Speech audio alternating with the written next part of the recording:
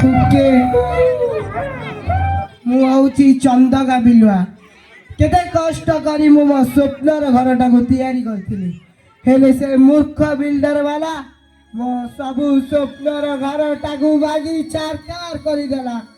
तमको धर्म सहिले हेला रे मनीष तमको धर्म सहिले हेला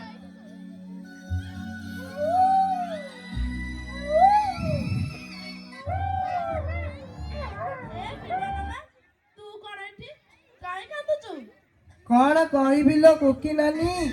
मोर सबु स्वप्न भांगी छारखार हे गला नाई लो कोकी नानी मो स्वप्नर घरटा आज भांगी छारखार हे गला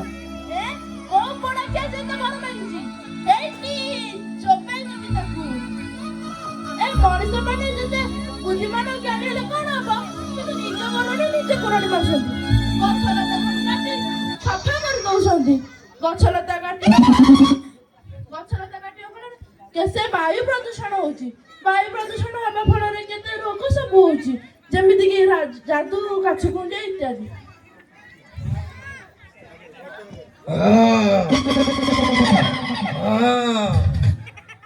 बुझिले कोकी नानी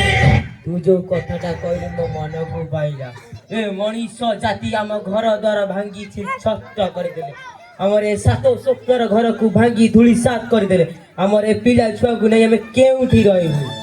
बुझिलो भालू ना तू जो कथाटा कहलु भारी बोला से माने परा मनीष से मानक सहित को हमें समान नहीं परिबा से मानकर बुद्धि ज्ञान कौशल आमठारु ढेर अधिक निजर उन्नति आ निजर वंश विस्तार करबा निमंते हमरे पशु जाति ऊपर से माने प्रभाव पकई चली छथि अरे बिलुआ ना तू कोडे बा बड़ चतुर ए मनीष माने तोरे छोट बेला पड़ती बिलुआ बड़ चतुर बड़ा भारी मधुर कई तोर को किछ बुद्धि काम करूनी नाई लोगो कि नानी मोर किछि बुद्धि काम करनी अरे से माने परा मनीष से मानकर बुद्धि ज्ञान कौशल आमठारु ढेर अधिक आमे कोन से मानक सहित समान नहीं परिबा तू ठीक कहिछु बिलुआ ना से माने बड़ी बड़ी चलुतिबे आ आमे कमी कमी होगम दिने आसीबो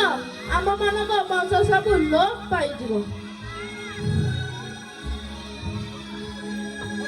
जंगल सब धीरे धीरे लोप पाइबा को बसिलानी जुआरे देखिबो खाली प्लॉटिंग आ बिल्डिंग सीमेंट चटाण आमे रहिबा कोउठी बंचिबा केमिति ए मनीष जाति माने को बुझी पारु नांदी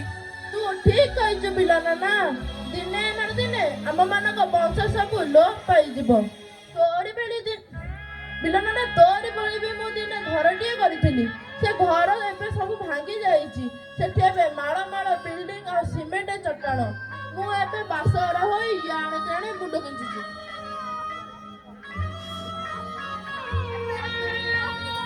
तम मानक कथा केही सुनिबेनी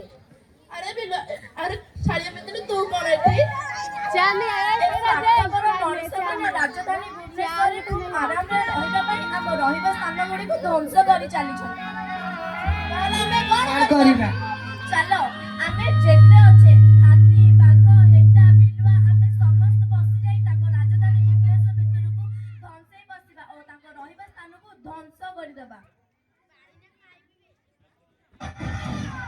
हां हां आ हमको नया दिले में दाबी कर